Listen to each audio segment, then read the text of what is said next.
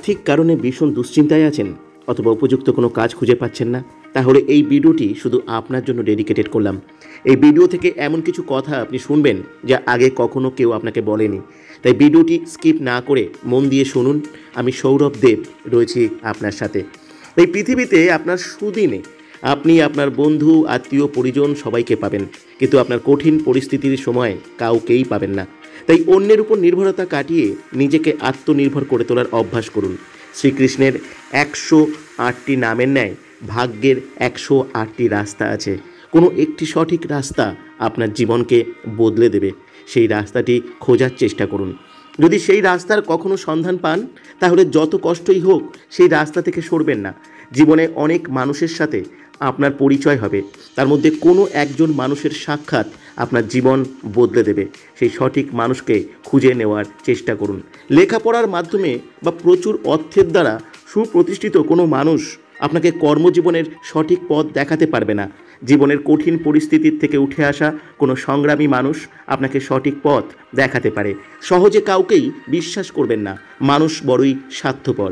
কেউ আপনাকে কর্মজীবনের সফলতার পথ দেখালে আগে দেখবেন তিনি নিজে সেই পথের পথিক কিনা।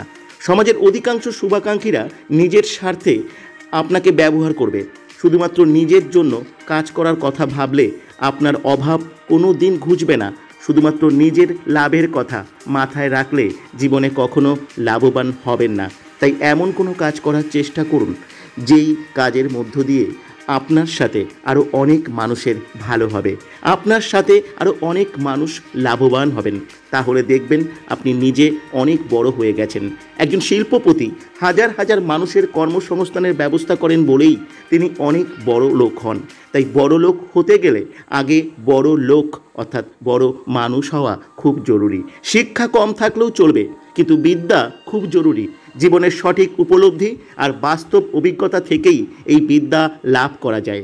এই পৃথিবীতে ডিগ্রিধারী শিক্ষিত মানুষের অভাব নেই, অভাব প্রকৃত বিদ্বান মানুষের। তাই যদি কখনো প্রকৃত বিদ্বান মানুষের সন্ধান পান, তাহলে তিনি আপনার জীবনের পথ দেখাতে পারেন। মনে রাখবেন, স্বামী বিবেকানন্দ ও শ্রী রামকৃষ্ণের মধ্যে বিবেকানন্দ অনেক বেশি শিক্ষিত হলেও গুরু হিসেবে তিনি বিদ্বান শ্রী রামকৃষ্ণকে গ্রহণ করেছিলেন এবং তার দেখানো পথেই আমাদের দেশ ও জাতিকে সমৃদ্ধ করেছিলেন। তাই শিক্ষা নয়, বিদ্যা বড়। তাই একজন শিক্ষিত মানুষ নিজের সংসার চালাতে কখনো ব্যর্থ হতে পারেন, কিন্তু একজন বিদ্বান জগতের সংসার চালাতে পারেন। সঠিক প্ল্যাটফর্মে থাকা, নিয়মিত সঠিক শিক্ষা ও সঠিক উপলব্ধির দ্বারা আপনিও ধীরে ধীরে বিদ্বান হয়ে উঠতে পারেন।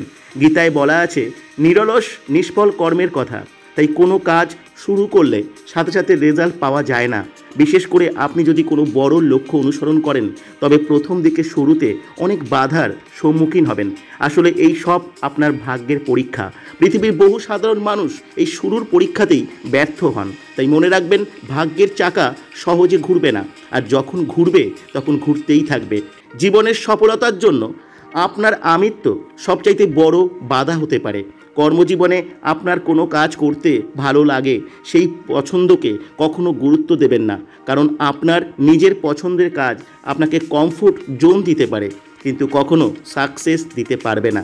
99% মানুষ নিজের পছন্দ অনুসারে কাজের সন্ধান করেন আর সারা জীবন আর্থিক অভাবের সঙ্গে লড়াই করেন।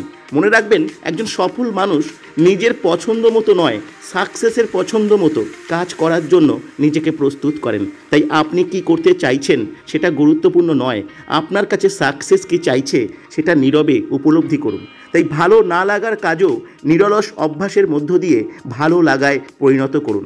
কাজের বেলা কোনো কাজই ছোট বড় হয় না, কিন্তু অর্থ ও অন্তর একসাথে থাকা প্রয়োজন, যেটাকে প্যাশন বলে।